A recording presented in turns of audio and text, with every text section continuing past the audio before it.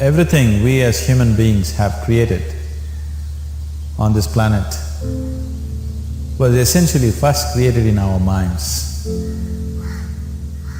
All that you see, which is human work on this planet, first found expression in the mind, then it got manifested in the outside world.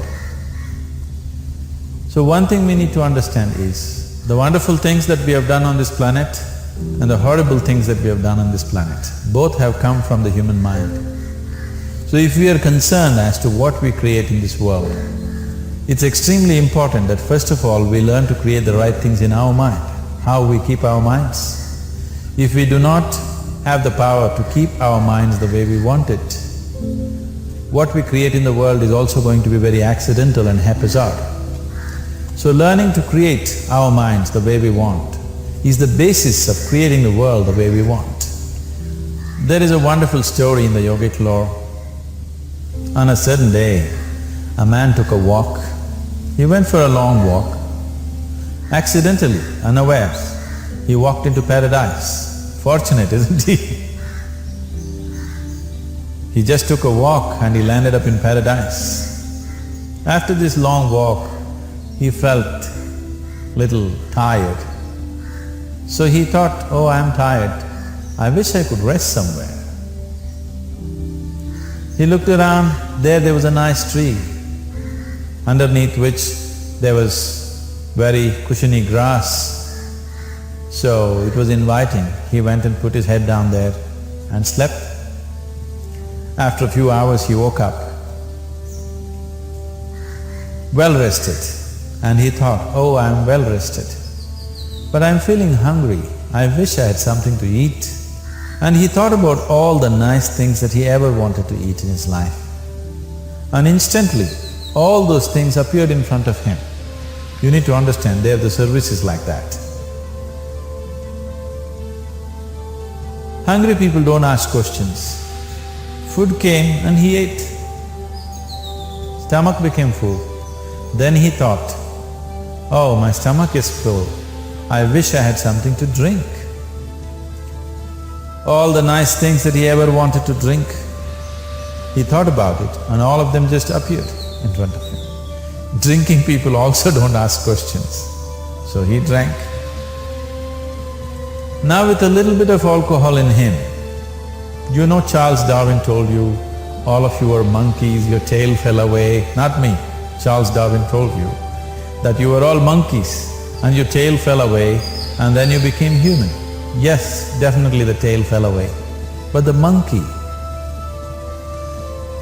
In yoga, we always refer to an unestablished mind as markata, which means a monkey. Why we are referring to the mind as a monkey is,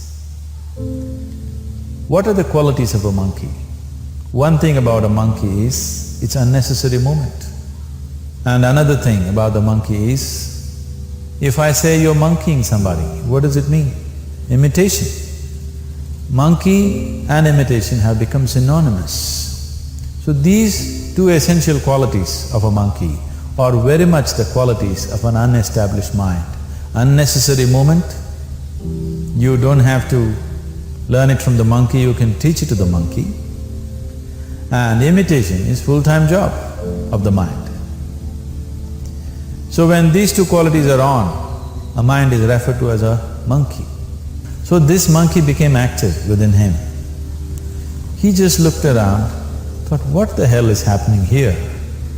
I asked for food, food came. I asked for drink, drink came. There must be ghosts around here, and ghosts came.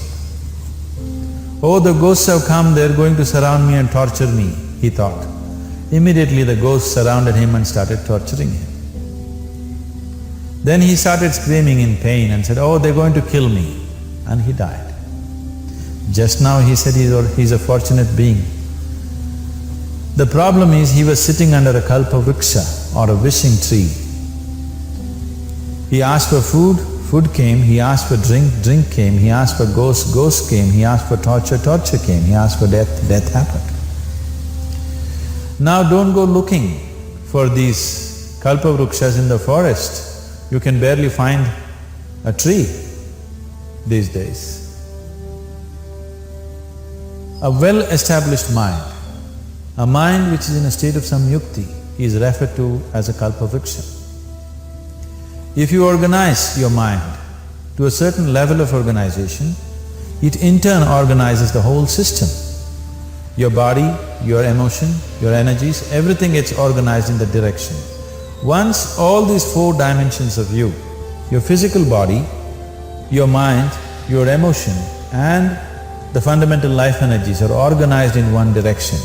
Once you are like this, anything that you wish happens without even lifting a little finger actually. It would help to assist it with activity, but even without doing any activity, you can still manifest what you want if you organize these four dimensions in one direction and keep it unwavering in that direction for a certain period of time. Right now the problem with your mind is, every moment it is changing its direction. It is like you want to travel somewhere and every 2 steps if you keep changing your direction, the question of you reaching the destination is very remote unless it happens by chance. So, organizing our minds and in turn organizing the whole system and these 4 basic dimensions of who you are right now in one direction, if you do this, you are a kalpavruksha yourself. Anything that you wish will happen. But right now, if you look at your lives, everything that you have wished for till now, if it happens, you have finished. Everything and everybody that you have desired for, if all of that lands up in your house today, could you live with that?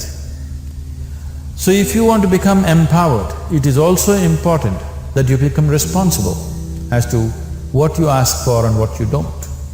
Right now the world situation is just this, we are hugely empowered with technology. Today it doesn't take 6 billion people to destroy this planet. One man by pressing the wrong button can destroy the whole planet. When we are empowered like this, it's very important that our physical action, emotional action, mental action and energy actions are controlled and properly directed. If it is not so, we become destructive, self-destructive. Right now, that is our problem.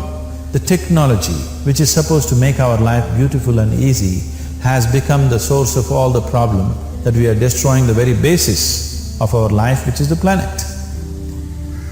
So what should have been a boon, we are making a curse out of it. What has brought incredible levels of comfort and convenience to us in the last 100 years or so has also become a threat to our life simply because we are not conscious action, we are in a compulsive state of action.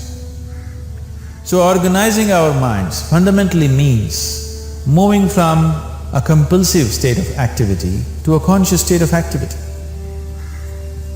You might have heard of people for whom they asked for something and beyond all expectations it came true for them.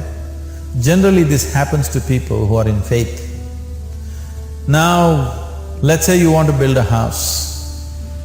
If you start thinking, oh, I want to build a house. To build a house I need 50 lakhs, but I have only 50 rupees in my pocket.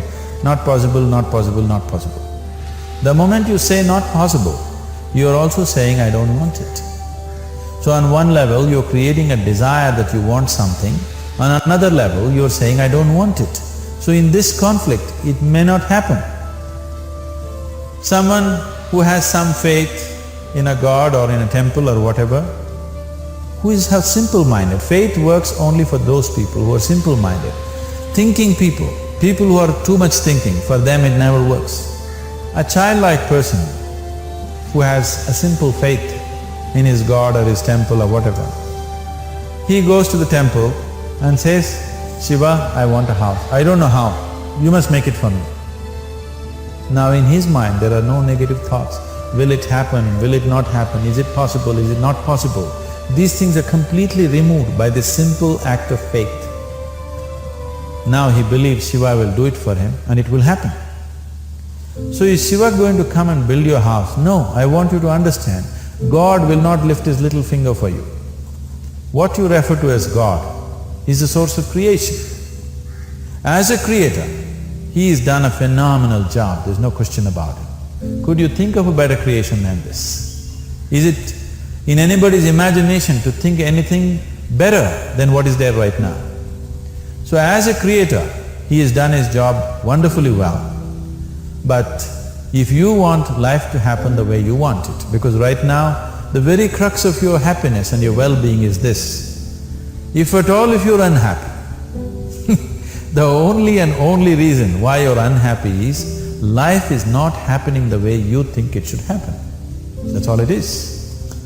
So if life is not happening the way you think it should happen, you're unhappy. If life happens the way you think it should happen, you are happy. It's as simple as that. So if life has to happen the way you think it should happen, first of all, how you think, with how much focus you think, how much stability is there in your thought, and how much reverberance is there in the thought process will determine whether your thought will become a reality or is it just an empty thought. Or how you do not create any impediments for your thought by creating negative thought process. Is something possible or not possible? Is destroying humanity. What is possible and not possible is not your business, it's nature's business. Your business is just to strive for what you want. Right now you're sitting here, if I ask you two simple questions, I want you to just look at this and answer this. Right now from where you're sitting, can you just fly off? You say no? Right now from where you're sitting, can you get up and walk? You'll say yes. What is the basis of this? Why you say no to flying and yes to walking? Because past experience of life, many times you've gotten up and walked, never did you fly off. Or in other words, you're using the past experience of life as a basis for deciding whether something is possible or not possible. Or in other words, you have decided that what has not happened till now cannot happen in your life in future. This is a disgrace to humanity and the human spirit. What has not happened till now on this planet can happen tomorrow. Human beings are capable of making it happen tomorrow. So what is possible and what is not possible is not your business. That is nature's business. Nature will decide that. You just see what is it that you really want and strive for that. And if your thought is created in a powerful way, without any negativity, without any negative thoughts bringing down the intensity of the thought process, it will definitely manifest. The whole existence today, modern science is proving, is just a reverberation of energy. It is a vibration. Similarly, your thought is also a vibration. If you generate a powerful thought and let it out, it will always manifest itself. So generally, people are using faith as a means to remove the negative thought. Today, once you have become thinking human beings, your faith is not too deep. It doesn't matter how much faith you think you have, somewhere doubts always crop up. Right now, the way your minds are made, this moment, if God appears right here, you will not surrender to Him. You will want an investigation whether He is really God or not. With this kind of mind, you should not waste your time on faith. So there is an alternative, which is commitment. If you simply commit yourself to creating what you really care for, now once again, your thought gets organized in such a way, there is no such thing as whether it's possible or not possible. There is no hurdle in your thought process. Your thought flows freely towards what you want. Once this happens, making it happen will also naturally follow. So to create what you really care for, first and foremost thing is that what you want must be well manifested in your mind, that this is what I want. Is that what you really want? You must look at it, because any number of things in your life you have thought, this is it. The moment you reach there, you realize that's not it, it's the next one and the next one and the next one. So what is it that one really wants is one thing. First of all, we must explore. Once that is clear, and we are committed to creating it. Now there is a continuous process of thought in that direction. Once you can maintain a steady stream of thought without changing direction, definitely this is going to happen in your life, or it will definitely manifest as a reality in your life. So, either you make this human form into a kalpa vriksha, or you make it into one big mess, which is happening all over. One reason why we have not created the kind of world that all of us would want to live in is, too many people are busy looking up. Too many people are interested in other planets. They are not interested in this planet. For every aspect of their life, they're checking out with other planets. And further, too many people are in service of heaven. They're not on service of this earth. I think right now we need people who are in service of this earth, not heaven. I believe if heaven is closer to divine than where we are, if that is so, I believe they're a little more organized than us, they don't need help from us. This has been a major problem on the planet. Anything that is valuable for a human being, anything that is good, the highest aspects of human life have unfortunately been exported to heaven. For example, if you say love, people say God is loving. We do not know whether God is loving or not. Human beings are capable of love. It is very, very important that people understand human beings are capable of love, human beings are capable of compassion, human beings are capable of joy and blissfulness. All the good things that are possible for a human being, unfortunately have been exported to heaven. If we want to create the kind of world that we want to, we need to understand whatever you refer to as God, the idea of God has entered our mind only because we have seen creation around us. Because there is creation, we have assumed a creator. God is a great creator. What you refer to as God is a source of creation. That source of creation has not failed us, has done a fantastic job. But now the question is about management. If you want to leave the management in the hands of the Creator, He will manage it in His own way, according to His agenda. But that's not what you want. You want life to happen the way you want it. Now, for example, let's say all of you here are the India soccer team for the next World Cup, and I am the coach. So these next 4 years, everything that you need to know about football is taught to you. Everything that I know about football is poured into you in so many ways. Now, the time to play the match has come. You're on the field and the ball comes near your foot, but you look at me, then it's no good. You've seen those coaches sitting there and boiling, nothing happens. Because now, once you're on the field, it's your job. So this is the same thing. The Creator has done a fantastic job. Now you're here. It is for you and me to see how to manage this, how we want it, how to keep this world, in what condition would all of us enjoy it best is something that we have to look at. So at every stage in our life, we tend to think, this is it. If this one thing happens, everything will be fine with my life. You reach there and you realize that's not it, and you postpone it to something else and something else. This is going on. The first and foremost thing is, you must be clear what is it that you really want. If you do not know what you want, the question of creating it doesn't arise. If you look at what you really want, what every human being wants is, he wants to live joyfully, he wants to live peacefully.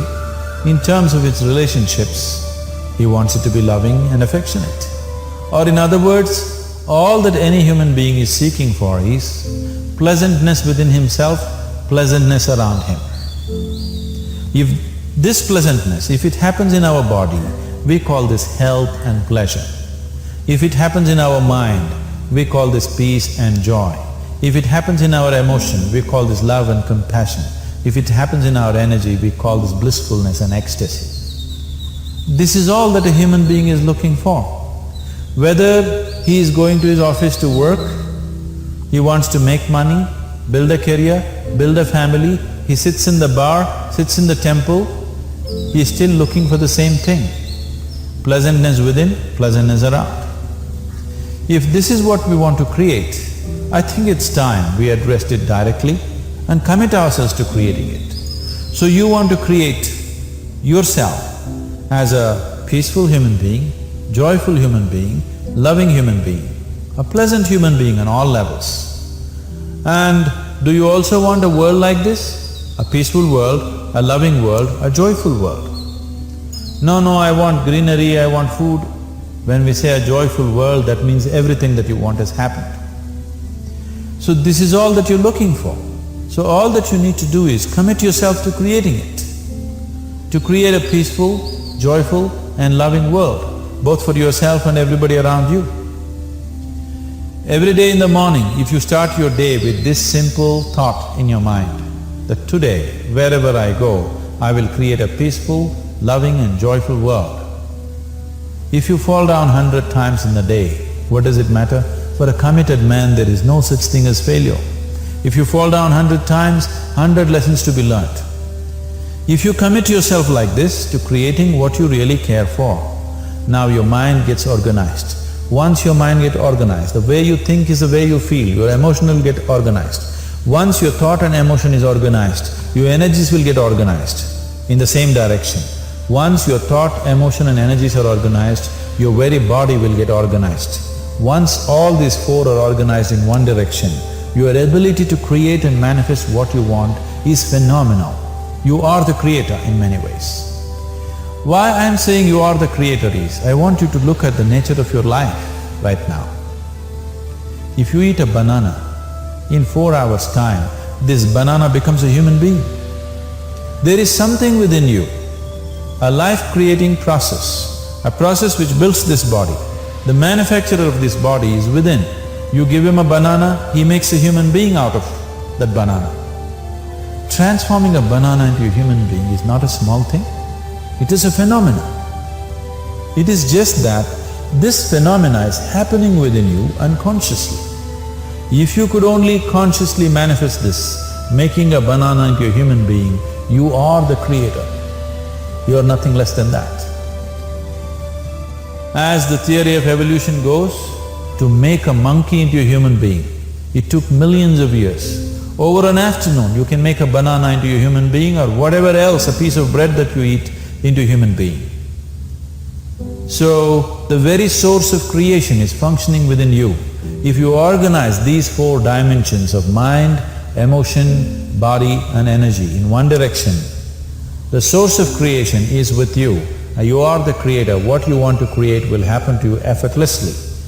Once you're organized like this, now you are not a mess. You are a kalpa vruksha. You have the power to create what you want. There are tools and technologies as to how to organize this system in such a way that instead of being a psychological mess, you can make yourself into a kalpa vruksha. This culture, these traditions, the whole technology of yoga is just about this, transforming yourself from being just a piece of creation to the creator himself. This is not in search of God, this is in search of becoming a God. This is not in search of divine, this is in search of becoming divine, because that which you call as divine, that which is the source of existence, is throbbing within you every moment of your life. Otherwise, a piece of bread cannot become a human being in the course of an afternoon. So, shifting from being just a piece of flesh and blood to becoming a creator, there is a whole science and technology for this. There are tools to make this happen. That which is the source of creation is functioning within you every moment of your life. It is just that, have you kept access to that dimension or not?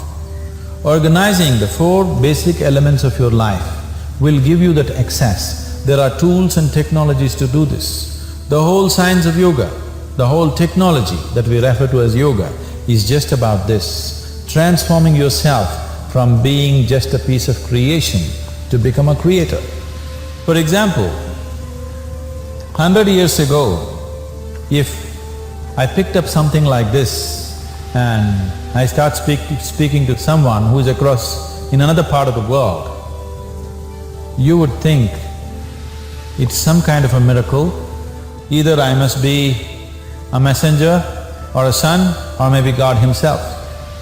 But today, this is just another gadget that every one of us carry and use. Today sitting here without using this instrument, if I speak to someone in another part of the world, it is still a miracle for you.